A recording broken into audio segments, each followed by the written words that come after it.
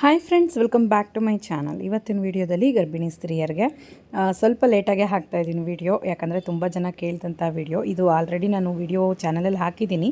So new ಸಬ್ಸ್ಕ್ರೈಬರ್ಸ್ಗೆ ಅಷ್ಟು ಗೊತ್ತಿಲ್ಲ.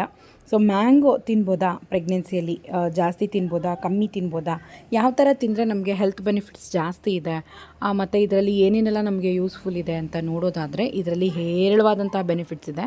ಮ್ಯಾಂಗೋನ ನೋಡಿ ತಗೊಳ್ಳೋದ್ರಲ್ಲಿ ಫಸ್ಟು ನಾವು ಬುದ್ಧಿವಂತಿಕೆನ ನೋಡಬೇಕು.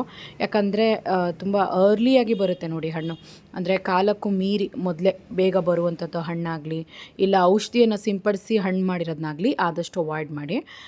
ಇದು ಯಾವ ರೀತಿ ಹೆಲ್ಪ್ ಮಾಡುತ್ತೆ ಅಂದರೆ ಬೇಬಿಗೆ ಫೆಟಲ್ ಸೆಲ್ ಡಿವಿಷನ್ ಅದಕ್ಕೆ ಬಂದು ಸಪೋರ್ಟ್ ಮಾಡುತ್ತೆ, ಮತ್ತು ಬೇಬಿಗೆ ಬ್ರೈನ್ ಡೆವಲಪ್ಮೆಂಟ್ಗೆ, ಇಮ್ಯೂನ್ ಸಿಸ್ಟಮ್ ಗೇಯ್ನ್ ಆಗೋದಕ್ಕೆ, ನೆಕ್ಸ್ಟು ಐರನ್ ಅಬ್ಸಾರ್ಪ್ಷನ್ ಚೆನ್ನಾಗಿರುತ್ತೆ ನಿಮಗೆ, ಮತ್ತು ಕಾನ್ಸ್ಟಿಪೇಷನ್ ಅಂದರೆ ಈ ಒಂದು ಮಲಬದ್ಧತೆ ಆಗುತ್ತೆ ಅಲ್ವಾ, ಅದನ್ನು ಇದು ರೆಡ್ಯೂಸ್ ಮಾಡುತ್ತೆ.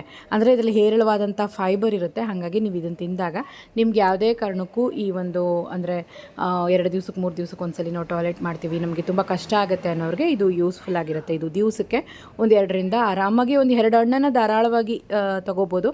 ಮೀಡಿಯಮ್ ಸೈಜ್ ಅಂದರೆ 1-3 ಹಣ್ಣು ತೊಗೋಬೋದು, ಏನು ತೊಂದರೆ ಇಲ್ಲ. ಆದಷ್ಟು ಆರ್ಗ್ಯಾನಿಕ್ಕಾಗಿರೋದನ್ನು ನೋಡಿ ತೊಗೊಳ್ಳಿ.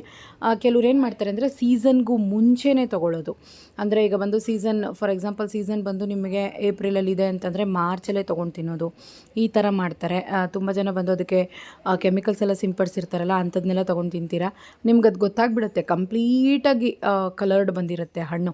ಸೊ ಅದು ತಿನ್ನೋವಾಗಲೂ ಅಷ್ಟೇ ನಿಮಗೆ ಹಣ್ಣಿನ ಟೇಸ್ಟು ತುಂಬ ಕಮ್ಮಿ ಅನಿಸುತ್ತೆ, ಒಗುರು ಅನಿಸುತ್ತೆ, ಮತ್ತು ಸಿಪ್ಪೆನ ಕೂಡ ಅಗದಾಗ ನಿಮಗೊಂಥರ ಕಸರೆ ಅನಿಸುತ್ತೆ. ಅದು ಬಂದು ಕೆಮಿಕಲ್ ಸಿಂಪಡಣೆ ಆಗಿರುತ್ತೆ. ಈ ಮರದಲ್ಲೇ ಹಣ್ಣಾಗಿರುವಂಥದ್ದು, ಆರ್ಗ್ಯಾನಿಕ್ಕಾಗಿ ಹಣ್ಣಾಗಿರುವಂಥದ್ದು ತಿನ್ನುವಾಗ ಸಿಪ್ಪೆ ಸಮೇತ ತಿನ್ಬೋದು, ಅಷ್ಟು ಚೆನ್ನಾಗಿ ಟೇಸ್ಟ್ ಇರುತ್ತೆ. ಸೊ ನೋಡಿ ತೊಗೊಳ್ಳಿ, ಹೆಲ್ದಿಯಾಗಿರೋದನ್ನು ತೊಗೊಳ್ಳಿ. ಯಾಕಂದರೆ ಹಣ್ಣಲ್ಲಿ ತುಂಬ ವಿಧ ಇದೆ. ಮ್ಯಾಂಗೋಸಲ್ಲಿ ಬಂದು ತುಂಬ ವೆರೈಟೀಸ್ ಇದೆ, ಎಲ್ಲ ವೆರೈಟಿನೂ ತಿನ್ಬೋದು. ಆದಷ್ಟು ಹುಳಿಯಾಗಿರೋದನ್ನು ಅವಾಯ್ಡ್ ಮಾಡಿ, ಹಣ್ಣಾಗಿರೋದನ್ನ ಕನ್ಸ್ಯೂಮ್ ಮಾಡಿ. ಕಾಯಿ ತಿನ್ಬೋದಾ ಅಂತಂದರೆ ನೀವು ಕಾಯಿನ ಸ್ವಲ್ಪ ಮಟ್ಟಿಗೆ ಕ್ರೇವಿಂಗೋಸ್ಕರ ತಿನ್ಬೋದು, ಹೊಟ್ಟೆ ತುಂಬ ಎಲ್ಲ ತಿನ್ನಬಾರ್ದು. ಹಣ್ಣನ್ನು ಆದಷ್ಟು ಮಾರ್ನಿಂಗ್ ಟೈಮ್ ಬ್ರೇಕ್ಫಾಸ್ಟ್ ಆದಮೇಲೆ ತೊಗೊಳ್ಳಿ, ಈವ್ನಿಂಗ್ ತೊಗೊಳ್ಳಿ. ನೈಟ್ ಆದಷ್ಟು ಅವಾಯ್ಡ್ ಮಾಡಿ, ಅಸಿಡಿಟಿ ಆಗುತ್ತೆ ಅದಕ್ಕೋಸ್ಕರ. ಓಕೆ ಫ್ರೆಂಡ್ಸ್, ಇವತ್ತಿನ ವೀಡಿಯೋ ತುಂಬ ಯೂಸ್ಫುಲ್ ಆಗಿರುತ್ತೆ ಅನ್ಕೋತೀನಿ. ಟೇಕ್ ಕೇರ್, ಬಾಯ್.